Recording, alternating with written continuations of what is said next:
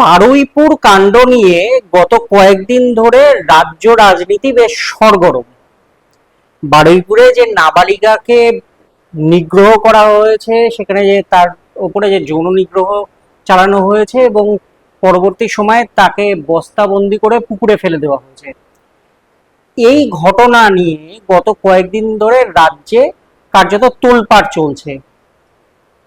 একদিকে যারা বেশ কয়েকজন যারা ধরা পড়েছে, তাদের মধ্যে আহ, দুজন যারা কিনা প্রধান অভিযুক্ত বা প্রাইম সাসপেক্ট, তাদের মধ্যে ইতিমধ্যে একজনের এনকাউন্টার হয়ে গিয়েছে, আরেকজন সেও বন্দি রয়েছে, পুলিশ কাস্টাডিতে রয়েছে, তাকে জিজ্ঞাসাবাদ করা হচ্ছে এবং শোনা যাচ্ছে যে এই ঘটনায় যারা যারা গ্রেফতার হয়েছে তারা প্রত্যেকেই এই ঘটনাটাকে বা গোটা বিষয়টাকে মানে নানানভাবে ঘুরিয়ে দেওয়া, অর্থাৎ পুলিশকে বিভ্রান্ত করার চেষ্টা করছে। তো এই যে ঘটনা, এই ঘটনাতে পুলিশ প্রশাসনের ভূমিকা নিয়ে, বিশেষ করে এই এনকাউন্টার হওয়ার পরে পুলিশ প্রশাসনের ভূমিকা নিয়ে একটা বড় প্রশ্ন উঠেছে। কেন না, সাধারণভাবে যদি কোনো ঘটনার বা কোনো ধরনের ক্রিমিনাল অফেন্সের ক্ষেত্রে ঘটনার পুনর্নির্মাণ করার সময় যদি অভিযোগ যার উপরে রয়েছে বা যে কিনা অভিযুক্ত, সে যদি পুলিশের কাস্টডি থেকে পালিয়ে যাওয়ার চেষ্টা করে বা সেখান থেকে আহ, পুলিশের হাত থেকে বন্দুক ছিনিয়ে নিয়ে পালিয়ে যাওয়ার চেষ্টা করে, যেরকমটা এক্ষেত্রে হয়েছে, তখন সেটা মূলত পুলিশের কিছুটা অসাবধানতার দিকেই আঙুল ওঠে। ইতিমধ্যে ঘটনাও তাই হয়েছে যে সিআইডির হাতে একটা বিভাগীয় তদন্তভার গেছে যে কি করে সেই অভিযুক্ত যাকে নিয়ে আহ, সেই অমিত সর্দার যাকে নিয়ে সেখানে যাওয়া হয়েছে, সে কি করে পুলিশের হাত থেকে বন্দুক ছিনিয়ে নিয়ে পালানোর চেষ্টা করলো এবং কিভাবেই বা এনকাউন্টার হলো, সেটা নিয়ে প্রশ্ন উঠেছে। অন্যদিকে যেটা হয়েছে যে পুলিশ প্রশাসনে, রাজ্যের পুলিশ প্রশাসনে বেশ কিছু রদবদল এই গত 2 মাসে নতুন সরকার গঠন হওয়ার পরে রদবদল হয়েছে। অ্যাটলিস্ট বেশ কিছু ক্ষেত্রে যে ধরনের ঘটনা, আমি যদি বারুইপুরের ঘটনাতেই আসি, তাহলে অন্ততপক্ষে গত সরকারের মতন, অর্থাৎ মমতা বন্দ্যোপাধ্যায়ের সরকারের মতন ছোট ঘটনা, সাজানো ঘটনা বা এটা ওটা সেটা বলে অ্যাটলিস্ট এই রাজ্য সরকারের যিনি মুখ্যমন্ত্রী শুভেন্দু অধিকারী, তিনি এড়িয়ে যাননি বিষয়টি, বরং ঘটনাটিকে বড় ঘটনা বলেই উল্লেখ করেছেন এবং যারা দোষী তাদের ভয়ঙ্কর রকমের বা মানে একদম সর্বোচ্চ পর্যায়ে সাজা দেওয়ার কথা তিনি বলেছেন। এবং পুলিশ প্রশাসনের উপরে গোটা বিষয়টি নিয়ে বা পুলিশ প্রশাসনের উপরে আস্থা রেখেই গোটা বিষয়টি এগোচ্ছে। এমনকি যে নির্যাতিতা সেই শিশুটি, তার পরিবারও এই রাজ্য সরকারের উপরে যথেষ্ট ভরসা বা আস্থা রেখেছে। প্রশ্ন হলো যে পুলিশ প্রশাসনকে মানে এই মুহূর্তে যেটা হয়েছে যে রাজ্যে নতুন সরকার আসার পরের থেকেই এই সরকারের তরফে, অর্থাৎ মুখ্যমন্ত্রীর তরফে বারবার বারবার করে বলা হচ্ছে যে এই রাজ্যে আইনের শাসন প্রতিষ্ঠিত হয়েছে। কারণ এর আগের সরকারের সময় আমরা বারবার দেখে এসেছি যে পুলিশ প্রশাসন কার্যত ঠুটো জগন্নাথে পরিণত হয়েছিল এবং রাজনৈতিক উদ্দেশ্যে তাদেরকে ব্যবহার করা হতো নানানভাবে। এক্ষেত্রে যদি পুলিশ কিছুটা নিরপেক্ষভাবে কাজ করতে পারে, তাহলে আমাদের মতন সাধারণ মানুষদের পক্ষে সেটা যথেষ্টই সুবিধার এবং উপকারের হবে। তার সঙ্গে সঙ্গে গোটা রাজ্য জুড়ে আইন ব্যবস্থাটা প্রপারলি বলবৎ হবে, যেটা আগের সরকারের সময় কার্যত মানে উঠেই গেছিল বলা চলে। এই বিভিন্ন থানায় বিভিন্ন পুলিশের যে পদে, সেখানে একাধিক রদবদল হয়েছে। মানে দিন দুয়েক আগে প্রায় 33টি থানায় সেখানে বেশ কিছু রদবদল হয়েছে। আইসি, ওসি, অ্যাসিস্ট্যান্ট ওসি পদে বিভিন্ন রকমের রদবদল হয়েছে। আর এখানেই একটি বড় বিষয় ঘটেছে, তা হলো দুটি থানায়, শহরের দুটি থানায়, একটি সরসুনা থানা, অপরটি সিথি থানা, এই দু জায়গায় দুজন মহিলা ওসি বসেছেন এবারে দায়িত্বে। বলা চলে দীর্ঘ 16 বছর পর কোনো মানে প্রধান সারির যে থানাগুলো অর্থাৎ মহিলা থানা বাদ দিয়ে যে নর্মাল যে থানা রয়েছে সেই থানায় মহিলা ওসি বসেছেন বা মহিলা পুলিশ আধিকারিক বসেছেন। তো সেটা একটা বড় পাওনা এই রাজ্যবাসীর কাছে। কারণ বিগত সরকারের সময় এই মা মাটি মানুষ বা মহিলাদের একাধিক উন্নয়ন প্রকল্পে কাজ করা, লক্ষ্মীর ভান্ডার, এটা সেটা নিয়ে অনেক কথা বলা হতো, অনেক কিছুর মানে মেয়েদের সুবিধার্থে অনেক কিছু করা হচ্ছে বা করা হবে এসব অনেক কিছু বলা হতো।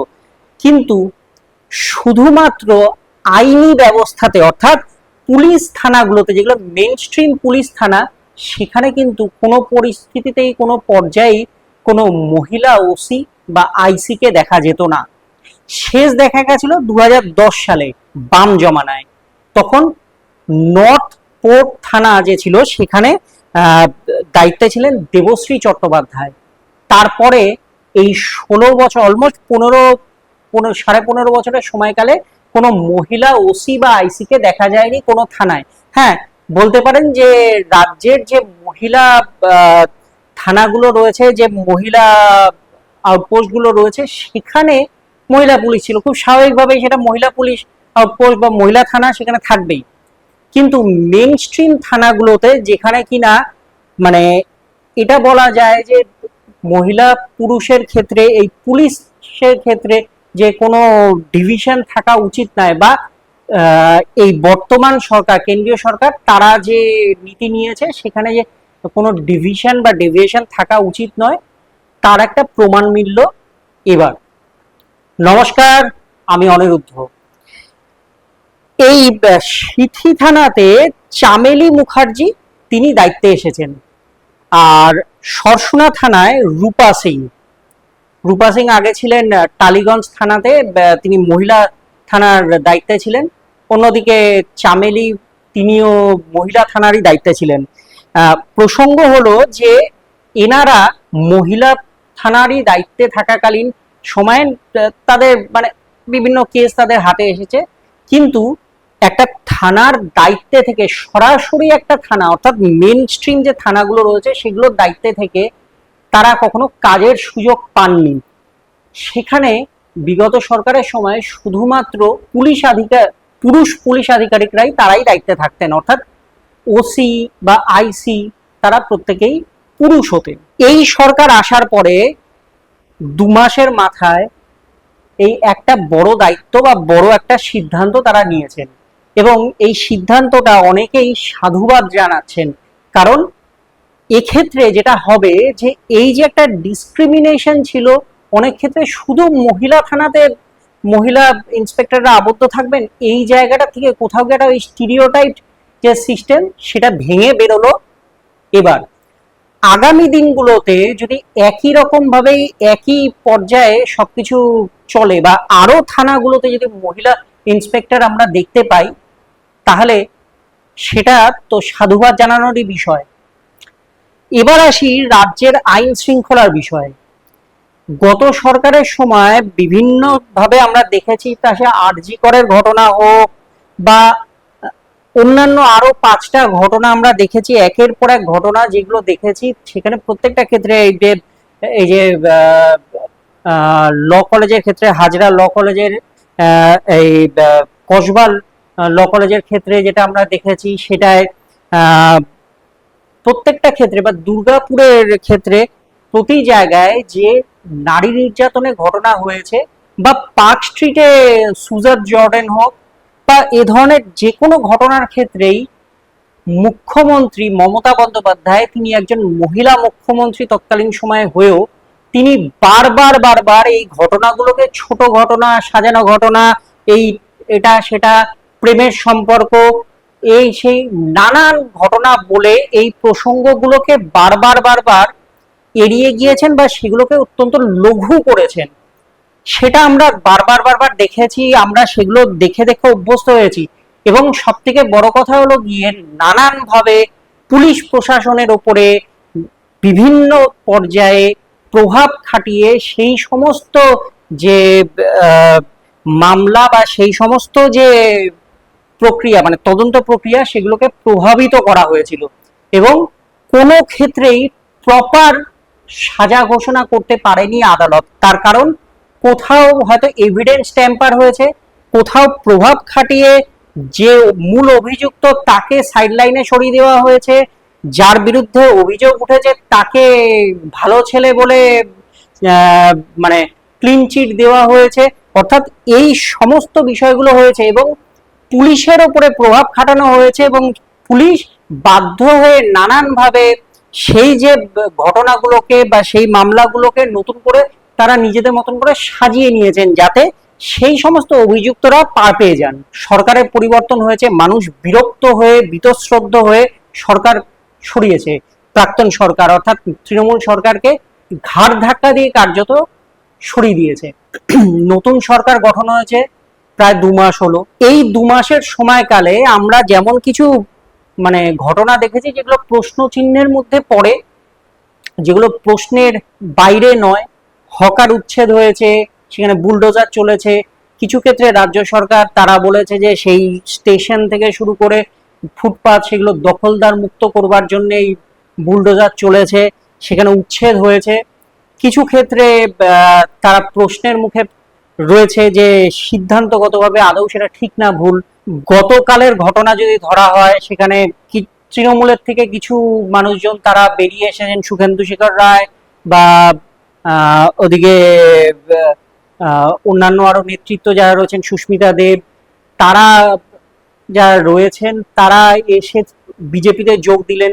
এদিকে দলের যিনি রাজ্য সভাপতি তিনি বলেছিলেন যে নির্বাচনের পরে 3 মাস পর্যন্ত কোনো রকমের কোনো তৃণমূল ভালো হোক খারাপ হোক বা যেইটাই হোক কাউকে তৃণমূল থেকে দলে যুক্ত করানো যাবে না।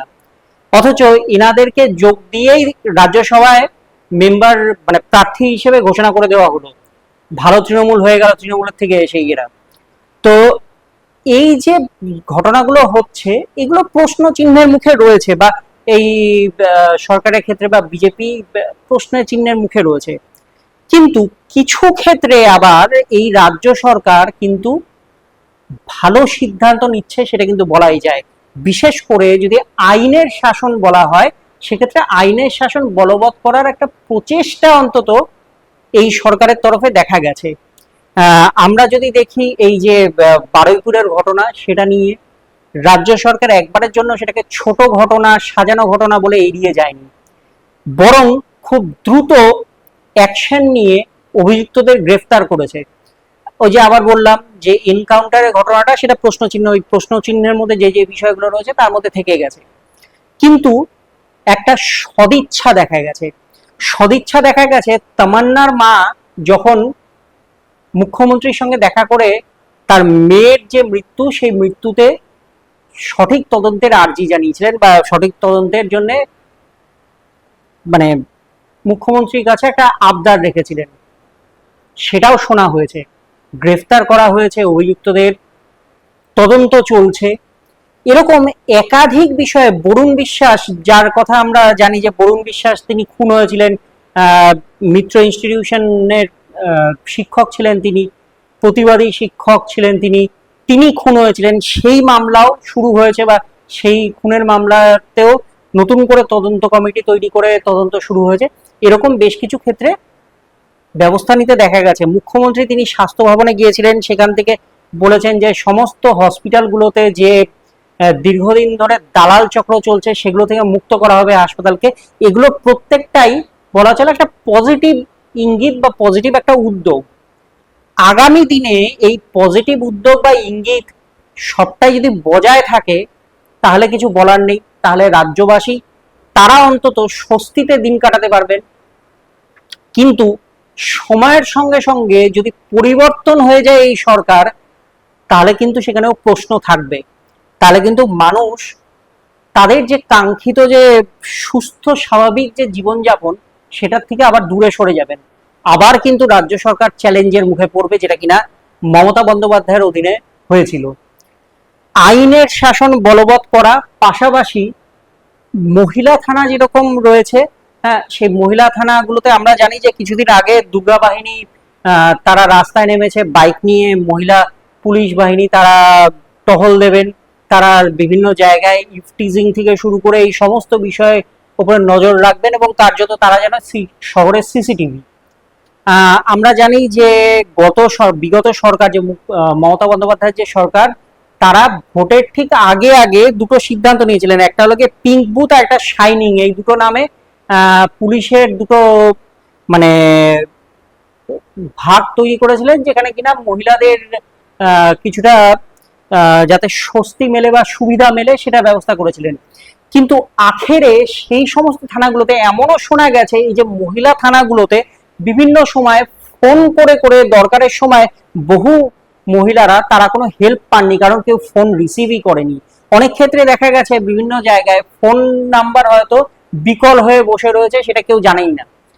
ফলে এই যে দুটো ক্ষেত্রে দেখা গেল, একদিকে চামেলি মুখার্জি, অন্যদিকে রূপা সিং, এনারা দুজন যে প্রথম দফায় যে নিযুক্ত হলেন দুটো থানাতে, এরকমই আগামী দিনগুলোতে মেন থানাগুলোতে বা প্রাইম থানাগুলোতে সেখানেও যদি এই ধরনের মহিলা ইন্সপেক্টর, আইসি বা ওসিদেরকে বসানো হয় এবং তারা যদি নেতৃত্ব দেন গোটা টিমের, তাহলে মনে হয় রাজ্যের বা সেই এলাকার বা সেই জেলার বা সেই থানার অধীনে থাকা মানুষগুলো, বিশেষ করে মহিলারা, তারা নিরাপদ বোধ করবেন অনেকটা বেশি। আর্জি থাকবে এই সরকারের কাছে যাতে মহিলা পুলিশ আরো বাড়ানো যায়, পুলিশ ফোর্স যাতে আরো বাড়ানো যায়। যত সংখ্যক থানা রয়েছে প্রতিটা থানায় যদি মহিলা পুলিশ ফোর্স, তারা যেন শুধুমাত্র ওই পিঙ্ক বুথ বা মহিলা থানায় বসে সমাধান করার চেষ্টা না করেন, তাদেরকে যেন মেন কোর্স অফ অ্যাকশনের মধ্যেও নিয়ে আসা হয়, সো দ্যাট মানুষ যাতে এটা বোঝেন যে তাদের পাশে শুধুমাত্র ওরম ব্যাপার নয় যে বাহুবলী পুলিশ হতে হবে সবসময়ের জন্য, বাহুবলী পুলিশ এসে সবসময়, পুরুষ পুলিশ এসে সবসময় পরিস্থিতি সামাল দেবেন এমন নয়। মহিলা পুলিশরাও থাকলে পরে তবেই একমাত্র রাজ্যের মহিলারা নিরাপদ বোধ করবেন।